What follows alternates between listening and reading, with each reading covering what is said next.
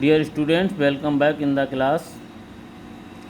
आज हम आपके लिए सेकंड लेसन सेकंड चैप्टर पढ़ाने जा रहे हैं, जिसका नाम है ए लेटर टू गॉड। ईश्वर के नाम एक पत्र, ईश्वर के लिए एक पत्र, जिसके लिए जी.एल. फ्यूंट्स के द्वारा लिखा गया है। और इस लेसन में जी.एल. फ्यूंट्स ने लेंचो नाम के एक बहुत ही परिश्रमी जो किसान था उसका वर्णन किया है, जो कि एक घाटी में एक एकांत घर में रहता था। एक सुबह को जब वो उठता है तो बादलों को देखता है और अनुमान लगाता है कि शायद आज बारिश होगी। बारिश होती है, देखते ही देखते ओले गिरने लगते हैं, सब कुछ उसकी फसल बर्बाद हो जाती है। फसल को देखकर, अपने खेतों को देखकर बड़ा दुखी होता है।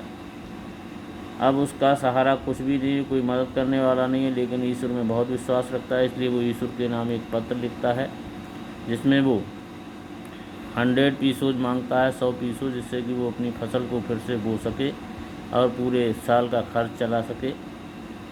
इसलिए ईश्वर के नाम एक पत्र लिखता है। वो पत्र पोस्टमैन को मिलता है।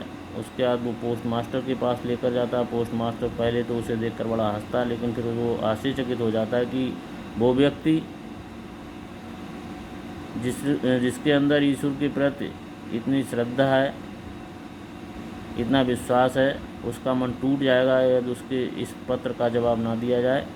तो पोस्ट मास्टर उस पत्र को खोलता है, उसमें देखता है कि उसे 100 पीसोज की, पेसो एक मुद्रा है, पेसो की ज़रूरत है। तो पोस्ट मास्टर अपने साथियों से अपने आप कुल मिलाकर के करीब 70 पीसो एकत्रित करता है और एक लिफाफे में रखकर लेंचो के लिए भेज देता है। लेंचो के लिए लिफाफा प्राप्त होता है, पत्र उसमें एक रखा हुआ वो प्राप्त होता है। खोलता है, जब वो उस मुद्रा को, उस मनी को गिनता है तो केवल 70 पीसो पाता है। तो वो बड़ा नाराज़ होता है। ईश्वर के लिए एक दोबारा पत्र लिखता है और कहता है कि हे ईश्वर, आपकी बार जो मेरे लिए मदद करें, मेरे लिए जो धन भेजें, वो पोस्ट ऑफिस के माध्यम से ना भेजें, क्योंकि पोस्ट ऑफिस के जितने भी कर्मचारी हैं वो बहुत ही बेईमान हैं, बेईमानों की टोली हैं। इसलिए मेरी जो मदद करें वो डायरेक्ट करें। यहाँ से पढ़ाना शुरू करते हैं। यहाँ से लेसन प्रारंभ होता है। The house the only one in the entire valley. The house एक जो घर था, ओनली वन एकमात्र घर था, इंटायर संपूर्ण वैली में एकमात्र घर था। Set on the crest of the low hill. Set on जो बसा हुआ था, ऑन द क्रेस्ट सतह पर, ऑफ ए लो हिल एक निचली पहाड़ी की सतह पर एकमात्र पूरी घाटी में घर था। फ्राम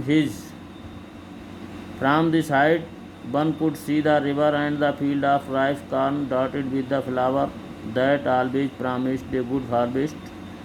फ्राम दिस हाइट, इस ऊंचाई से, इतनी ऊंचाई पर उसका घर बना हुआ था कि उस ऊंचाई से वन कुड सी, कोई भी देख सकता था, द रिवर नदी, एंड द फील्ड खेत ऑफ राइस कॉर्न, पकी हुई फसल के खेतों को देख सकता था। डॉटेड विद फ्लावर, जिसमें फूल भी थे।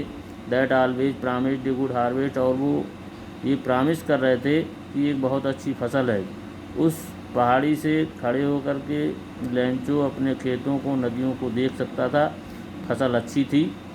द ओनली थिंग, केवल एकमात्र जो ज़रूरत थी, द अर्थ नीडेड, पृथ्वी के लिए जो आवश्यकता थी एकमात्र चीज़ की, बाज a downpour or at least a shower.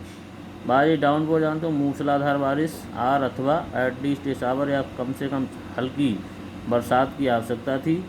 Through out the morning Lencho, पूरी सुबह लेंचो जो था, who knew his fields intimately, जो अपने खेतों को इंटीमेटली अच्छी तरीके से जानता था, हैड डन नथिंग, कुछ नहीं किया, हिल्स, इसके अतिरिक्त, बट सीन द स्काई, आसमान को देखता रहा, towards the north east, उत्तर पूरब की ओर आसमान को ही हमेशा निहारता रहा, देखता रहा।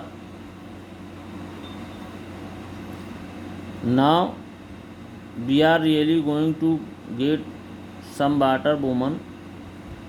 तो लेंचो जो है, किसान है, अपनी पत्नी वुमन, अपनी पत्नी से कहता, now we are really going to get some water, आज बारिश होगी। द वुमन, जो औरत थी, हु वाज प्रिपेयरिंग सपर, जो कि भोजन तैयार कर रही थी, रिप्लाइड, उसने उत्तर दिया, यस, हाँ, गॉड्स विलिंग, जैसी ईश्वर की इच्छा।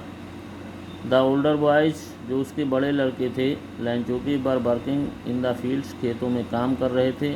भाई जबकि द स्मॉलर वन जो छोटे छोटे उसके बच्चे थे वर प्लेइंग खेल रहे थे नियर द हाउस घर के पास में ही खेल रहे थे अनटिल और वो खेलते रहे until the women call to them all come for dinner जब तक कि उस औरत ने लैंचो की पत्नी ने उनके लिए नहीं बुलाया कम फॉर डिनर आओ बच्चों भोजन कर लो जब तक नहीं बुलाया तब तक वो बाहर खेलते रहे।